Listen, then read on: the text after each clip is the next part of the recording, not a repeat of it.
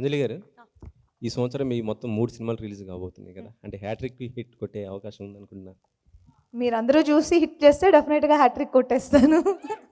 అంటే గీతాంజలి ట్రైలర్ చూసిన తర్వాత కంపల్సరీ కొట్టేస్తాను అనుకున్నాను. ఆ తర్వాత Thank you అండి, నెక్స్ట్ గేమ్ చేంజర్, అవును. ఆల్మోస్ట్ అది కూడా అదే. సో బేసిక్గా ఆర్డర్ ఏంటంటే Geethanjali and next month gangs of Godavari, దాని తర్వాత game changer. All are G, starts with G and S. So అన్ని జీ,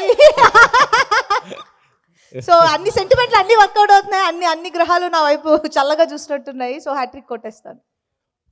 ఇందులో చూసిన గీతాంజలిలోనే అంటే ఒక క్యారెక్టర్, అంజలి క్యారెక్టర్ దయ్యం క్యారెక్టర్ కదా, ఇందులో కూడా మేబీ ఉండొచ్చు.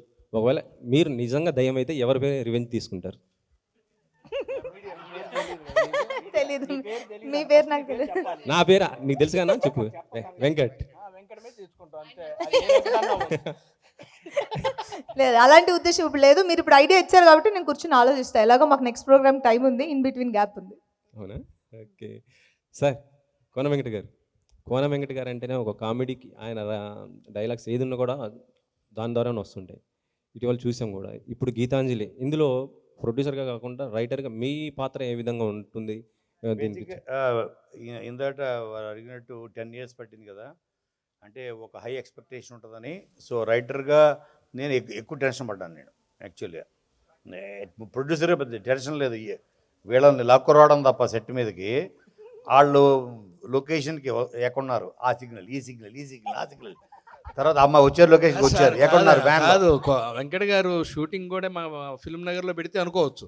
కేసుపై మలక్పేటలో ఆ కాలేజ్, ఆ సెట్ మామూలు సెట్ కాదు, భలే దొరికింది సార్. ఆ సెట్ అక్కడ పెట్టేసరికి మేము రోడ్డు మీద వెళ్ళేసరికే టైం అయిపోతుంది, 10-11 లోపే వెళ్ళిపోయేవాళ్ళు కదా సార్.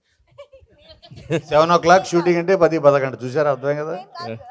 బట్ యాజ్ రైట్, ఒక్క నిమిషం, శ్రీనివాస్ రెడ్డి ఫోన్ చేశారు, ఎక్కడున్నావురా అంటే జూబ్లీ చెక్ పోస్టులు ఉన్నారా. వెన్న కోనగానే ఎక్కడున్నారా సార్, క్యారవన్లో ఉన్నాను సార్.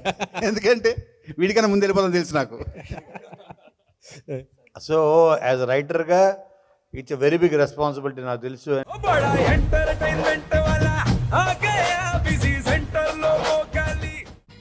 సక్కు సక్కేంద్ర సక్కు సక్కు బాయ్ బాయ్ బాయ్ బాయేంద్ర భార్గవ్ బాయ్ బాయ్. గిరాకి వచ్చే టైం ఏంది, కస్టమర్లు వస్తున్నాడు, రేడికి కలిపి కస్టమర్లు వస్తున్నారు కదా, మాత్రం పొగరు ఉంటది. మరి తగ్గించేద్దాం పొగర్ని. డబ్బులు కట్టేస్తావేంటి కొంప తీసి? లేదు, కస్టమర్లు ఆపేద్దాం. పదా మరి మన బిజినెస్ స్టార్ట్ చేద్దాం.